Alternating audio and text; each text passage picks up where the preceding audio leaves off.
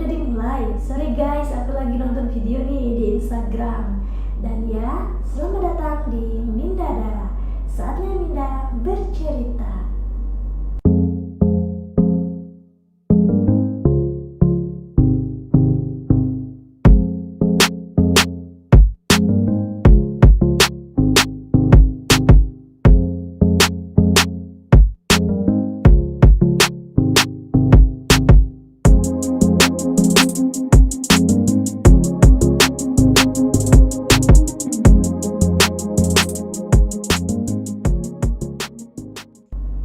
Guys, barusan itu aku lihat video di Instagram cowok cewek lagi ngambek-ngambekan guys. Nah jadi si cewek ini minta turun di tepi jalan, terus dikejar tuh sama cowoknya.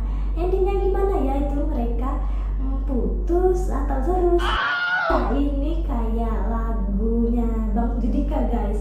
Apakah sebaiknya kita putus atau terus? Ya, yang namanya hubungan, kalau cocok ya lanjut, kalau enggak ya Cinta memang cukup sampai di sini. Nah kalau kayak gitu artinya belum jodoh tuh guys, kita cari lagi yang lain. Ngomong-ngomong soal belum jodoh, ini ada teman-teman Minda yang sharing kisah perjalanan cintanya yang karam di tengah jalan. Nah kalian penasaran? Langsung aja kita bacain cerita teman Minda yang pertama, yaitu aku kasih nama Kenanga. Gini guys ceritanya. Jadi gini, aku pernah punya mantan sebelumnya ini, pacarannya 1 tahunan, tapi asli sih gak bisa cinta sama anak ini. Udah coba berapa kali juga gak bisa, padahal anaknya baik kayak lugu gitu. Terus keluarganya juga baik-baik, dan udah lumayan dekat sama keluarganya. Terus setiap mau jalan always dibawain bunga mawar. Gila guys, bunga mawar. Terus kalau aku ngambek gitu di pojoknya pakai hadiah gitu deh. Singkat cerita, aku kira aku yang sering bohong sama dia karena gak pernah cinta gitu kan. Ternyata pada akhirnya dia yang banyak banget bohong tanpa diketahui aku. Aku sedih. Terus awal-awal pacaran aku kira dia baik, sopan dan lain-lain. Ternyata mulutnya kasar, dan setiap kali semua yang ada di kebun binatang keluar dari mulutnya. Dan akhirnya aku putusin buat gak sama-sama lagi, tapi dia mau minta balik. Sampai mama dan kakaknya juga nelpon tuh, jangan putus sama anaknya, kayak mohon gitu deh. Padahal mamanya ini guru dan kakaknya dokter, tapi rela-rela chat mohon-mohon biar kami gak putus. Tapi aku tetap sama pendirian aku saat itu. Setelah itu, sosial media aku semuanya diteror sama dia. Sampai aku punya cowok lagi juga masih diteror. Serem banget dah. Last kemarin aku dapat berita, ternyata dia pakai narkoboy. Pantes mulutnya kasar, dan aku berasumsi bahwa keluarganya berharap sama aku agar bisa merubah anaknya. Dan sekian, terima kasih. Nah gimana guys cerita si Kenanga tadi? Jadi si Kenanga ini gak cinta tapi mau pacaran tuh sama cowok itu. Mungkin dikiranya suatu saat bisa cinta kali ya. Nah menurut si Kenanga awalnya ini cowok baik banget guys, malah mengarah ke bucin banget gitu. Tapi ada waktu dimana si cowok ini jadi kasar, ternyata pakai narkoboy. Wah selamat Kenanga, kamu gak terjebak sama cowok yang kayak gitu, ke jenjang yang lebih serius lagi.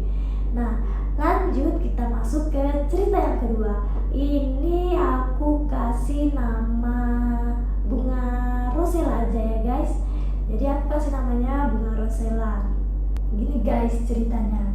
Dulu waktu tahun 2006 pas SMA pacaran sama kawan satu sekolah, orangnya baik, romantis, tapi yang aku nggak suka, dia suka minum minuman keras. Sampai aku kuliah tahun 2009 aku pacaran sama dia. 2009 putus, dapat kabar dia mau kawin, menikah maksudnya guys. Alah ngentak pala, rasa nak bunuh diri di korem waktu itu. Drama nangis-nangis, peluk-peluk di korem tengah malam. HD malu. Dia hampir kena orang di kampungnya. Satu sisi aku nak mau putus dengan dia, hancur waktu itu. Tahun 2010 sama mantan aku satu lagi tuh, ini lebih miris. Selama sama dia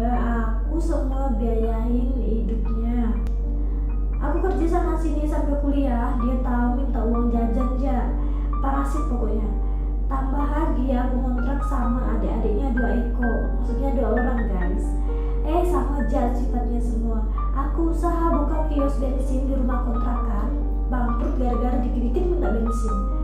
Dapat kiriman makanan di kampung, dalam sekejap habis. Guys, air galon, beras habis, mana duli aku semua. Pagi berkemas aku semua. Sampai suatu hari aku nggak tahan, tahun 2014 mantan aku tuh minta putus gara-gara aku suka bawa kawan-kawan komunitas ngumpul di rumah. Dia nggak suka waktu aku bandel, nggak mau dilarang-larang. Putuslah tuh. Nah 2 hari dia minta balikan lagi, pakai nelfon emak aku gitu. Aku ceritakan lah yang sesungguhnya. Terus tuh bayar kontrakan rumah 12 juta, aku potong-panting cari duit pinjam sana sini. Kata emaknya kongsi 3 orang, maksudnya kata mama si mantan ini bayarnya barengan gitu guys, 3 orang. Janji demi janji, bulan ke bulan yang ada aku makan janji. Sampai-sampai aku bayar utang ke kawan tuh jaga warnet sampai tengah malam. Ngajar honor di sekolah dan jadi tukang foto keliling di mana-mana. Sampai lunas utang-utang aku. Sampai sekarang kalau ingat keluarga itu rasanya nyesek di hati, sakit batin aku. Seminggu putus dari dia, aku dekat lagi sama cowok yang sekarang jadi suami. Dia ini kawan satu kelompok waktu mahasiswa baru. Dia emang naksir sama aku dari dulu, suka ngacau-ngacau lah. Sama-sama suka, tapi sama-sama punya pasangan, jadi gak bisa sama-sama. Pas sama-sama lagi putus, kita dekat, bahkan pacaran. Sampai endingnya tahun 2017 kami nikah dan bahagia punya 2 anak soleh dan soleha. Selesai. Paham ya guys kalian ceritanya? Jadi si Rosella ini ceritanya pakai bahasa Melayu guys. Nah singkatnya cowok-cewek pacaran, tapi si cowok ini toksik pakai banget guys. Bukan hanya dia, tapi keluarganya juga sama. Nah jadi si cewek ini sampai harus kerja sampai malam tuh buat memenuhi semua kebutuhan dia dan yang lainnya. Jadi si cewek ini masih kuliah ya, ngontrak bareng adik-adiknya si cowok gitu. Semuanya si cewek yang usahakan, dari bayar kontrakan sampai urusan makan dan bensin. Parasit banget ya guys. Nah beruntung si Rosella ini sadar dan gak melanjutkan hubungan mereka. Mungkin sebelumnya si Rosella ini saking cintanya kali ya sama cowoknya, jadi rela aja gitu. Kan ada pepatah tuh, cinta itu buta. Nah jadi si Rosella ini buta guys, jadi mau dibiayain semuanya. Nah ada gak nih yang pernah punya kisah kayak gini juga? Atau jangan-jangan sampai sekarang ada nih yang lagi di hubungan toksik kayak gini? Oke, lanjut ke cerita berikutnya. Nah ini kisah dari wanita yang aku kasih nama Bunga Lili. Aku bacain ya guys. Kurang lebih 3 tahun yang lalu, di mana awal sebuah perkenalan dimulai. Aku yang baru berusia 22 tahun, baru saja menyelesaikan kuliah sarjana pendidikan, bercita-cita untuk menjadi seorang tenaga pengajar. Namun harapan itu kandas ketika aku memilih untuk menikah muda. Ternyata pilihan itu tidak tepat. Pertemuan itu salah dan keputusan itu penyesalan. Aku mengenal seorang laki-laki yang berusia sama denganku. Laki-laki yang memulai perkenalan dengan pembohong manis. Salahnya kita sebagai perempuan adalah mudah untuk terpengaruh. Perkenalan itu aku mulai kurang lebih 3 bulan dan langsung memutuskan untuk menghalalkan perkenalan dengan niat agar tidak terjadi fitnah dan dosa berkepanjangan. Harapan impian terus aku bayangkan untuk bisa hidup layak seperti gambaran yang kutemui. Namun ternyata itu salah. Tuhan menghadirkan sebuah cerita baru yang penuh arti. 1 bulan pernikahan aku diberikan amanah baru, yaitu menjadi calon ibu. Tentunya rasa itu harusnya menjadi kabar bahagia untuk sepasang suami istri, menjadi pintu rezeki baru untuk melangkah ke hari berikutnya. Namun ternyata itulah awal dari semua permasalahan. Laki-laki yang kini menjadi suamiku berubah menjadi seperti seorang hewan. Hampir di setiap hari aku dan anak di dalam kandunganku mendapatkan siksaan lahir dan batin, di mana aku disiksa melalui fisik dan dihina melalui ucapannya. Permasalahannya hanya hal sepele, di mana aku harus selalu mengikuti aturan main dia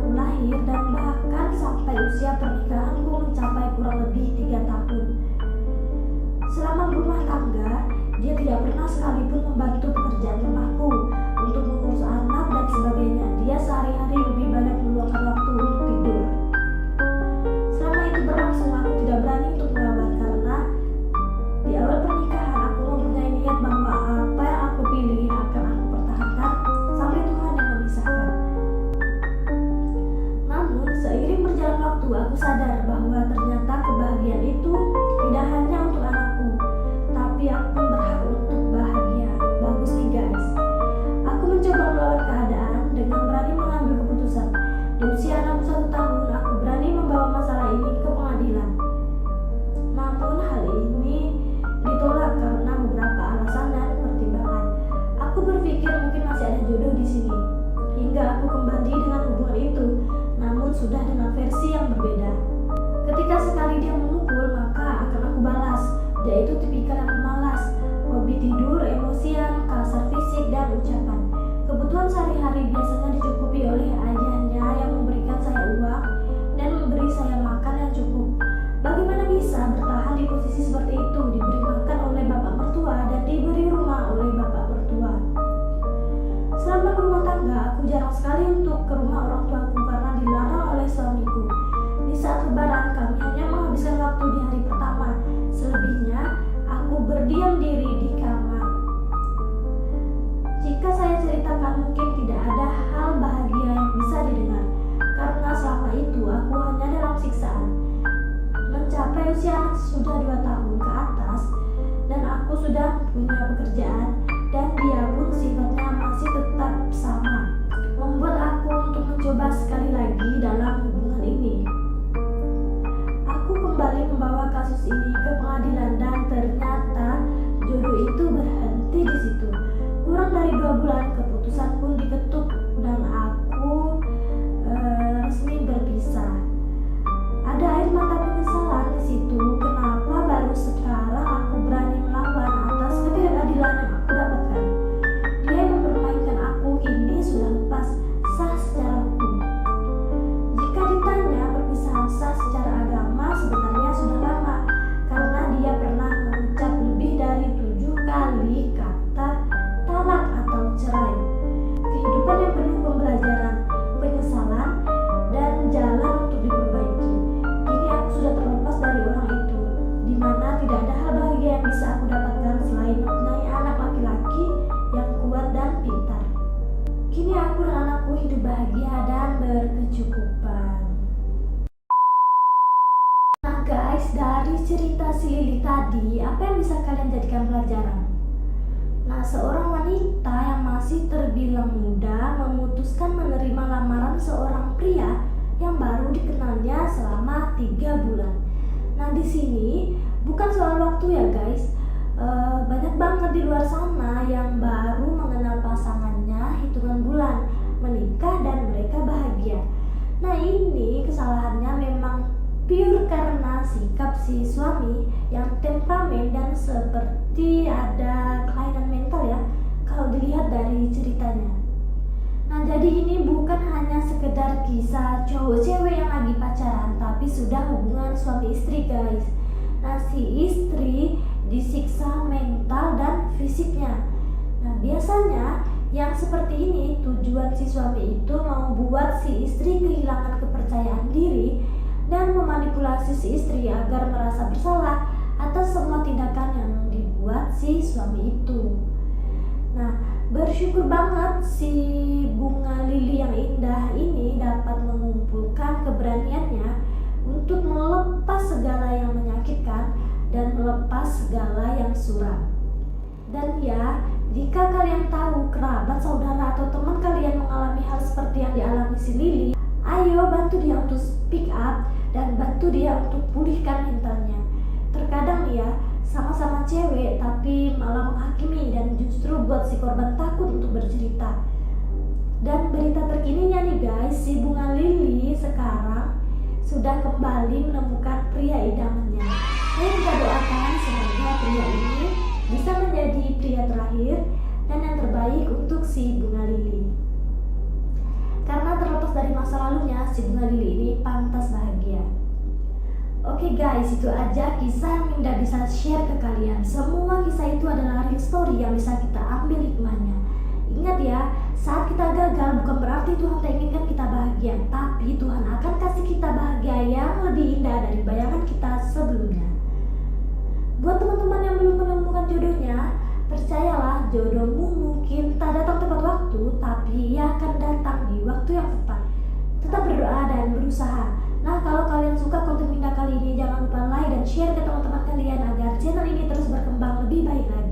Salam sayang dari Minda. See you, bye-bye.